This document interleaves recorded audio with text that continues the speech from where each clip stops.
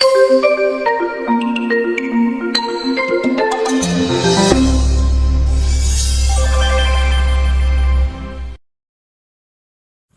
6:31. Come away by yourselves to a secluded place and rest a while. For there were many people coming and going, and they did not even have time to eat.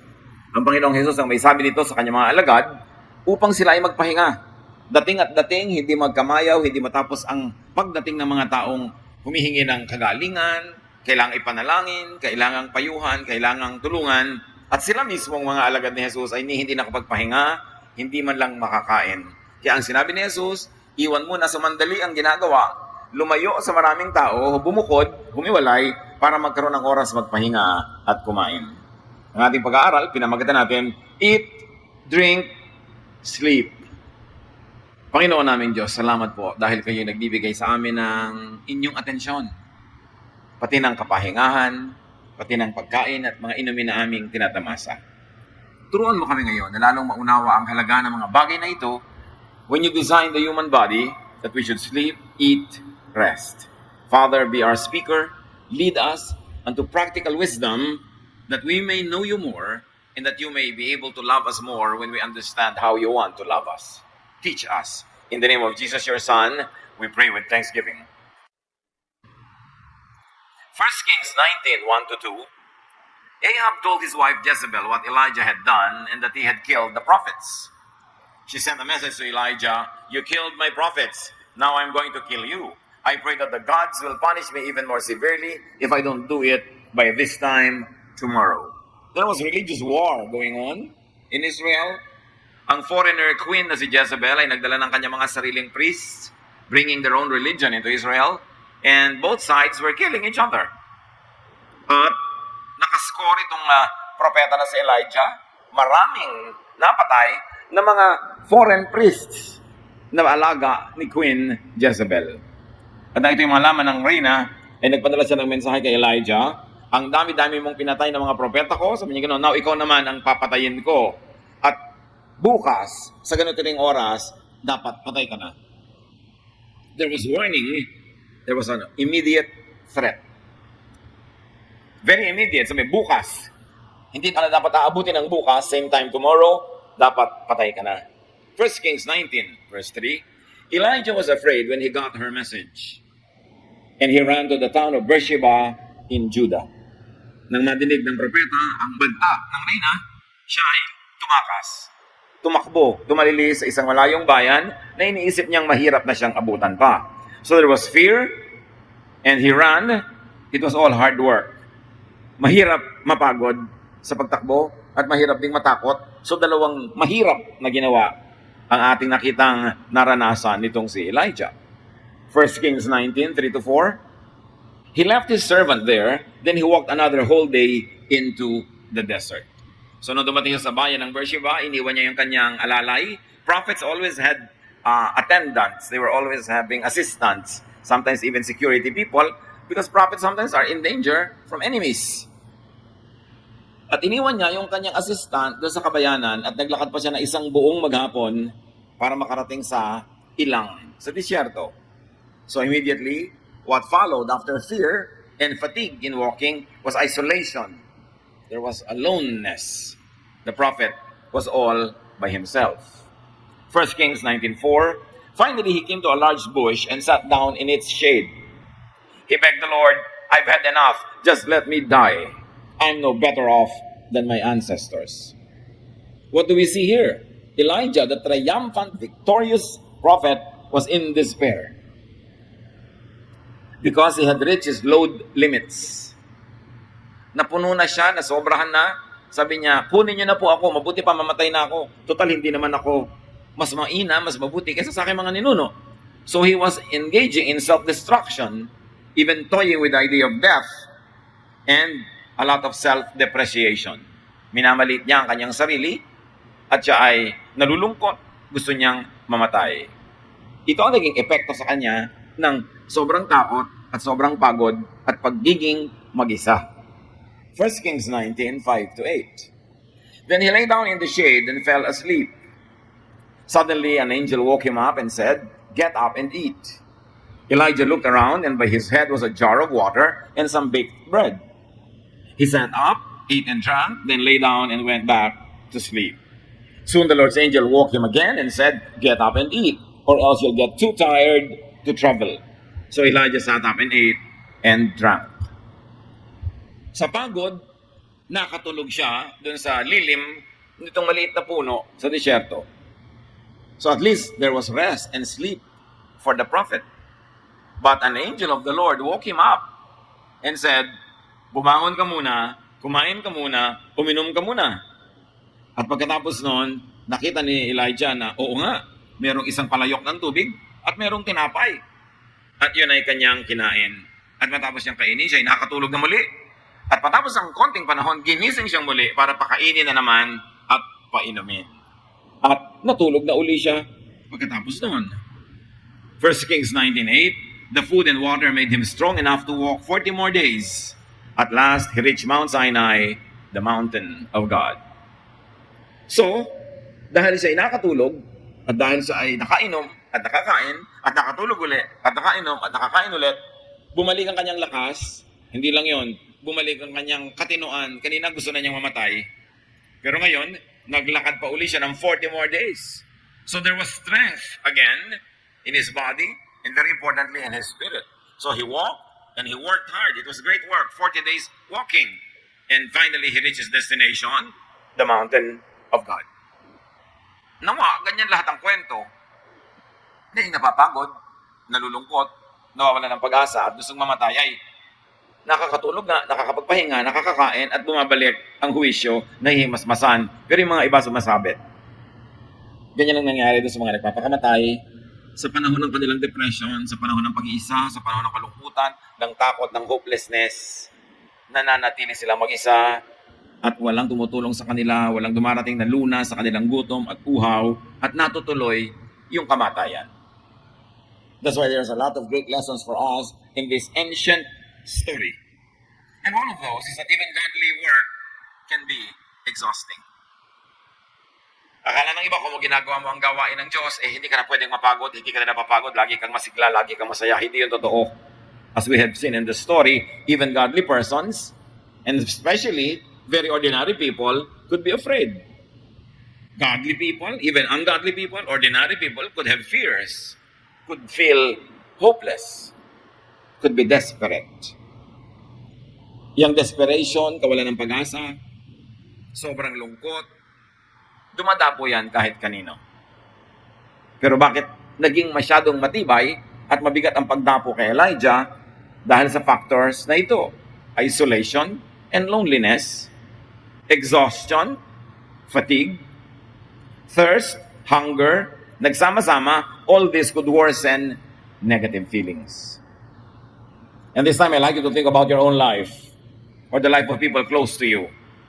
Kung may negative feelings na, natanggal na sa trabaho, bumagsak sa exam, iniwan ng papa, nawala ng love life, nasunugan ng bahay, nanakawan ng kabuhayan, nagkasakit, negative na yung feelings, pag dinagdagan mo pa yan ng pag-iisa at lungkot, at dinagdagan mo pa ng pagod ng katawan, at dinagdagan mo pa ng uhaw at gutom na hindi mo inaasikasong painumin at pakainin, pwedeng-pwede ka maging kandidato sa sobrang depression to the point that people are tempted to want to die. Katulad ng kay si Elijah, gutom lang pala. Gusto nang mamatay. Pero nung nakatulog, nakakain, nakainom, gusto na uling mabuhay. In fact, nabuhay na naman siya. So pagod at gutom lang pala. Madaling matakot, madaling malungkot, madaling ma-depress ang pagod at gutom. Kaya marami sa sobrang nag-exercise, sobrang nagda-diet, marami dyan nade-depress. Kasi deprived ng proper nutrition at deprived kuminsan ng pahinga kasi sobrang mag-exercise. So rest, especially sleep, food and drink, and company or companion, like the angel in the story, could restore positive feelings, physical and spiritual strength, and all of this could also restore hope and aspiration. Simple lang, pero nane-neglect. Inumin, pagkain, kasama. lutas ng napakaraming malalalim na problemang gutom at lungkot lang pala ang dahilan. Sa buhay natin ngayon mga kapatid, napakadaling mapagod. Lalo ang mga nagtatrabaho sa mga factories, sa mga opisina, kung saan-saan. Sa traffic pa lang, ilang oras ka na. Bago ka pa sumakay sa traffic ay naghanda ka na, naligo ka na, naghanda ka na ng baon mo. Kung wala kang katulong sa bahay, ikaw gagawa lahat nun. Pagod ka na, hindi ka pa nagsisimula magtrabaho doon sa pinapasukan mo. Tapos maghapon ka pa magtatrabaho. Tapos pauwi, ang tagal-tagal naman bago ka makauwi, traffic na naman. Pagkatapos pagdating mo sa bahay, maglalaba ka pa, mamamalansya ka pa, magluluto ka pa. Pagkaluto, maghahain ka, pagkakain, maglilipit ka pa. Pagod ka na, paghihiga ka na. No? Nagre-ring na yung alarm clock kasi babangon ka na naman, umaga na naman, simula na naman ang panibagong mga hamon sa buhay. Parang gano'n ang naranasan ni Elijah. When physically, mentally, spiritually, emotionally tired. When distressed, stressed, and depressed. Pag lahat yan ay nagsama-sama, pagod ka ang katawan mo, pagod ang isip, pagod ang damdamin, tapos na-stress ka pa, madedepress ka na, what you should do is to eat and drink. Hindi mo kailangan ng psychiatrist agad. Hindi mo kailangan ng napaka-elaborate na solusyon. Madalas, gutom lang yan, kaya mainit ang ulo mo. Gutom lang yan, kaya maiksi ang pasensya. Pagod lang, kaya nag-aaway kayo lagi ng kasama mo sa bahay kasi pare-pareho lang kayong pagod. Pare-pareho kayong gutom, so feed the body. Ang Panginoon, ayaw niyang may tao nagugutom. Genesis 1:29, I have provided all kinds of fruit and grain for you to eat. So, ang sikmura, nilikha ng Diyos para lagyan ng pagkain at inumin. Hindi dapat pinababayaan ng tao kahit siya ay propeta, kahit siya ay makadiyos, kahit may ginagawa siyang maganda at tama, kahit siya ay masipag, hindi dapat pinapabayaan ang pagkain. And may I add, although hindi laging madaling gawin, lalo sa kapos sa pera, hindi dapat tinitipid ang pagkain ng tao. Sila David, nung nagutom sila, gutom na gutom ang kanyang hukbo, pinasok nila ang bahay dalanginan, meron doong banal na tinapay, so to speak. Ang kumakain lang nun yung mga priest, inaalay sa Diyos, tapos sila yung kakain. Pero kinain yun nila David dahil gutom sila. Hindi sila napagalitan ng Diyos. 1 Samuel 21:6. The only bread the priest had was the sacred bread that he had taken from the place of worship after putting out the fresh loaves. So he gave it to David. Kinain nila. Dapat ang tao pag nagugutom kumakain. Sobra na pag yung sarili mong sikmura, titipirin mo pa. Tapos may bago ka cellphone, makakain mo ba yan? Kung ano-anong pinagagastahan, tapos tinitipid pagkain. No. Duty nyo sa Diyos na lumikha sa inyong sikmura, na lagyan niya ng masustansya at hanggat maaari ay masarap na pagkain. Ang taong busog at kumakain ng tama, hindi naiisipang magpakamatay. At ang tao ring busog, kumakain ng tama, hindi maiinitin ang ulo. Inaantok pa nga yan, kaya oo na lang ng oo pagka nabusog. Kaya dapat binubusog ang sarili. Ecclesiastes 2:24, the best thing we can do is to enjoy eating, drinking, and working. I believe these are God's gifts to us. Dapat ang pamilya, pagka kumakain, hanggat maaari, hanggat kaya, parang celebration. Kahit ang kakainin mo lang yung tuyo, ilalagay mo naman sa magandang-gandang plato, ilalagay mo ng mga kamatis, sakwate, mga bulaklak, pampagana sa buhay. Hindi pagtingin mo pa lang doon sa plato, inaanto ka na, may isang ulilang tuyo, wala man lang katabi kahit ano. Nakakatamad kainin. Kailangan pinapasaya. Gano'n ba naman kamahal yung magagandang plato at magagandang baso, lalo ngayon, ang dami ng very affordable. Tapos, ang mga pamilya, nagtitiis kumain sa walang kakwenta-kwentang plato, baso. Ang mga kutsara, liko-liko, ang tinidor, parang ugat ng halaman. Dahil pinansusundot ng mga butas ng lata ng gatas, kung ano na nangyari, hindi tuloy nakakagana. Kailangan pinapasarap mo yung pagkain, binibigyan ng appetite, at ilalagyan nyo ng color ng dining table. Do you know that orange is the color of appetite? So maglalagay ka ng mga kulay orange dyan. Kung hindi tunay na prutas na orange, kung ano mga orange, kamatis, yung mga mamula-mula, manilaw-nilaw. Kaya ganyan ang mga kulay ng mga fast foods. Mga orange, mga dilaw. Kasi kinakikita mo pa lang yung ginaganahan ka na. Subukan mong gawing itim ang tapete ng mesa mo pag hindi tinamad kang kumain. O gray.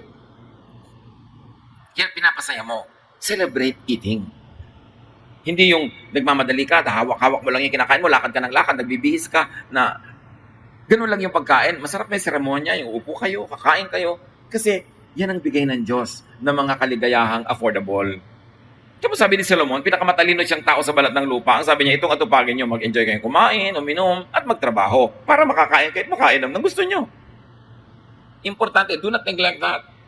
And when you're depressed, lonely, sad, listless, naiinip, nalulungkot, change your body chemistry. Chemistry lang yan. Pag may kinain kang tama, naiiba yung blood composition mo, sisigla ka. 1 Timothy 5:23, si Timothy, laging sira ang tiyan, laging tubig lang ang iniinom. Sabi sa kanya ni Paul, stop drinking only water. Take a little wine to help your stomach trouble and the other illnesses you always have.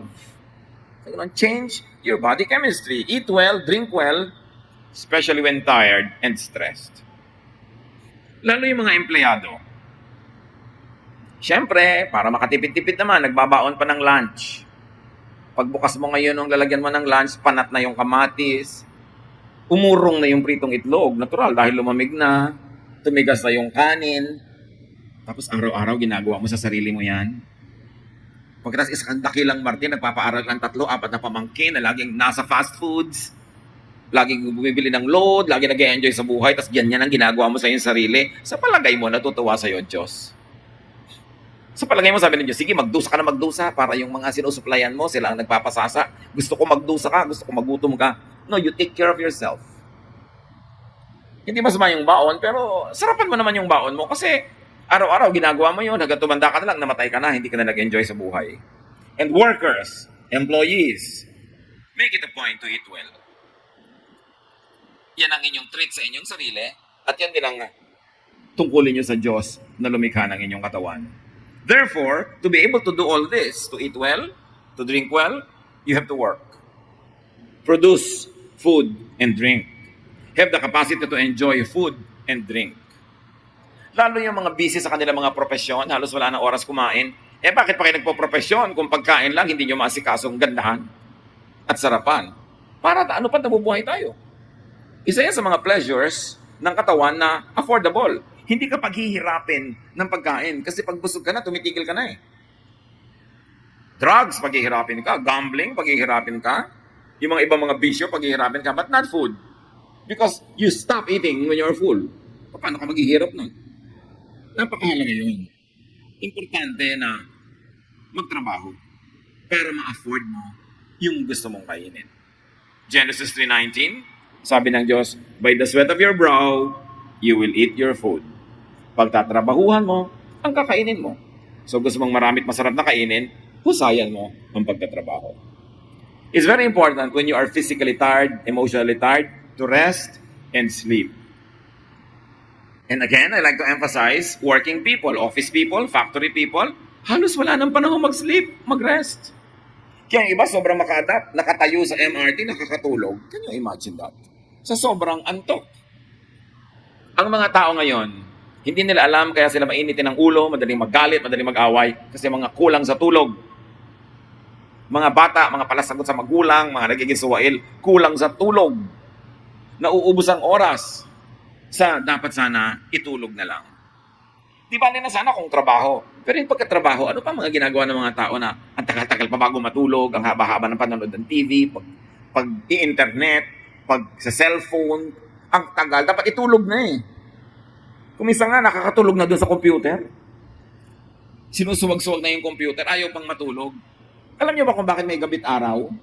Kaya pinadilim ng Diyos ang gabi para pagdilim, tulog na tao dapat. Kasi kung gusto naman ng Diyos, ang tao gising pa, di maglagay siya uli ng pangalawang araw or super liwanag na buwan. Kaya nga niya pinadilim eh. Pero syempre, naliwanagan na ng technology yan. Ngayon, meron pa mga establishments na gising 24 oras. No?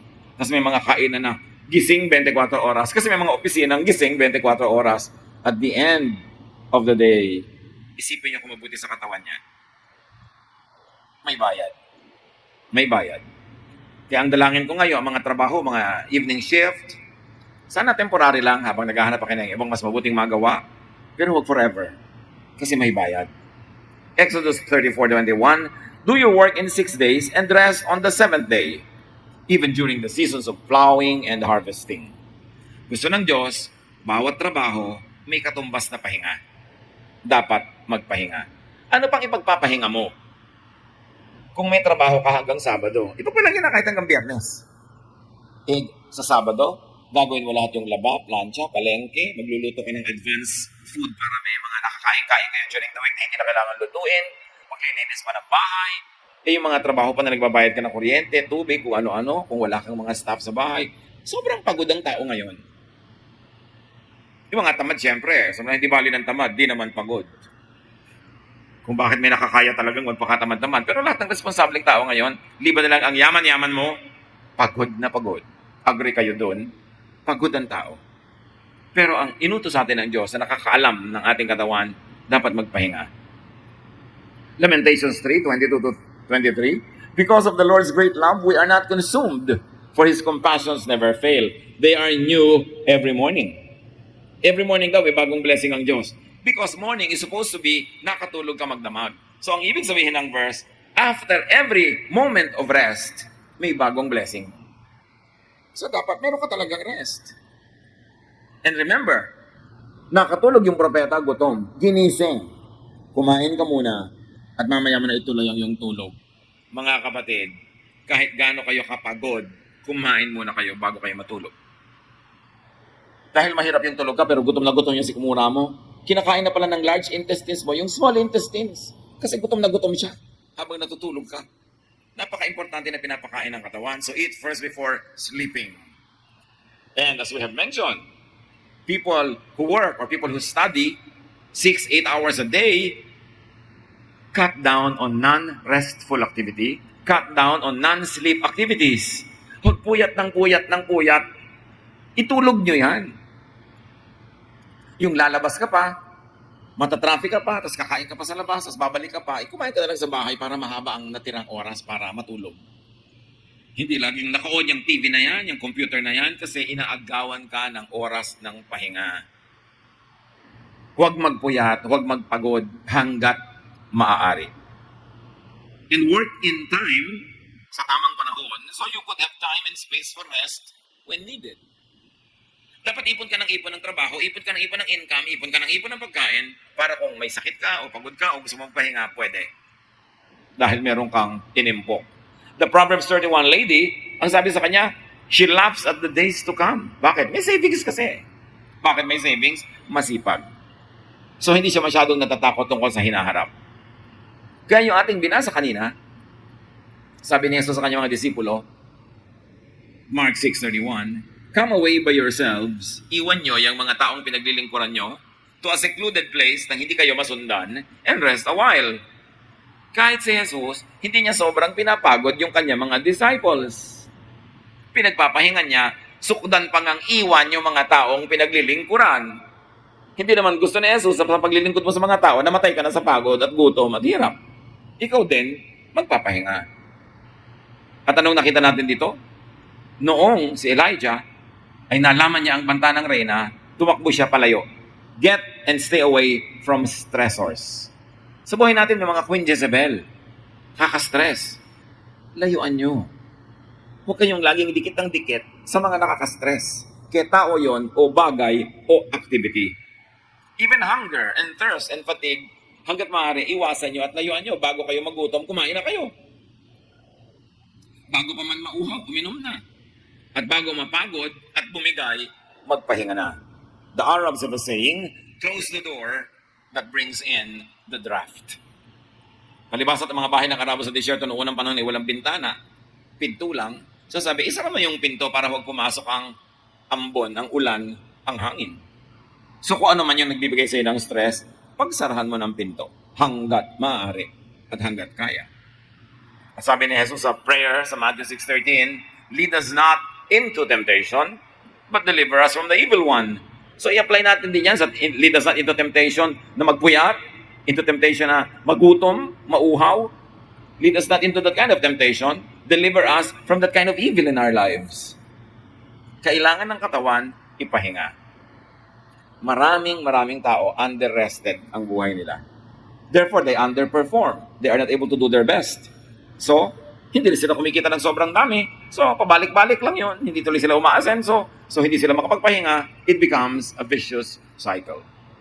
And remember, Yung mistake ni Elijah, lungkot na lungkot siya, pagod na pagod, takot na takot, iniwan pa niya yung assistant niya. Do not be too alone. Do not be too isolated even from helpers. Sabi rin sa Bible, mapalad yung merong kasama. Kung siya'y madapa, ay may magtayo sa kanya. At kung maginaw, ay magkadikit man lang sila para makatulong sila magpainit ng kanilang mga katawan. Genesis 2:18, the Lord God said, "It is not good for man to be alone, especially when sad, when depressed." Be sensitive to people who are depressed. Kung kaya niyong samahan, samahan niyo, kausapin, aliwin, libangin, kasi yan ang pagsisisi ng mga kaibigan at kamag-anak ng maraming nagpakamatay. Tumatawag sa akin, hindi ko masyadong kinausap, nagte-text, hindi ko sinagot, gustong samahan ko siya, busy naman ako, hindi ko nasamahan. Kung alam ko lang na magbabaril siya tonight, di sinamahan ko na sana, di kinausap ko na sana. Yun nga, hindi natin alam. Kaya dapat tayo sensitive. Kung minsan may taong malapit sa'yo, nasa bingit na pala ng pagpapakamatay, depressed na, humihingi ng tulong, humihingi ng saklolo, and we're too busy to even notice. So be sensitive to people who could be depressed. And let God's angels, even God's human angels, help you. Be ready, be open to receive help. Hebrews 13:2, be sure to welcome strangers into your home. By doing this, some people have welcomed angels as guests, even without knowing it. So, may mga anghel na totoo at may mga taong parang anghel sa buhay natin. Kung nangangailangan tayo ng tulong, tanggapin natin ang tulong at makinig tayo sa kanila. And as we have mentioned, be sensitive to and help persons in distress. Persons who are reaching their load limits, napupuno na sila, bibigay na sila, sasabog na sila, let's be sensitive to them, and let's be sensitive to persons who are suffering. Time naman para tayo yung maging anghel sa buhay nila. Galatians 6:2, carry each other's burdens, and in this way you will fulfill the law of Christ. Find rest in God, and do something humanly possible so you find your own rest.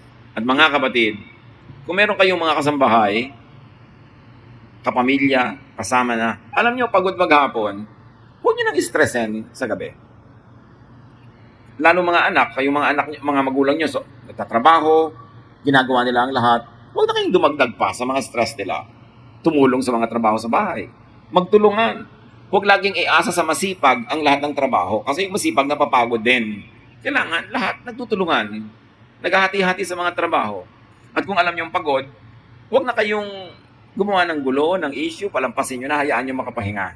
Kasi lahat tayo kailangan nating magtulungan. Especially sa mga manggagawa ngayong mga panahon na ito. There's a lot of stressors.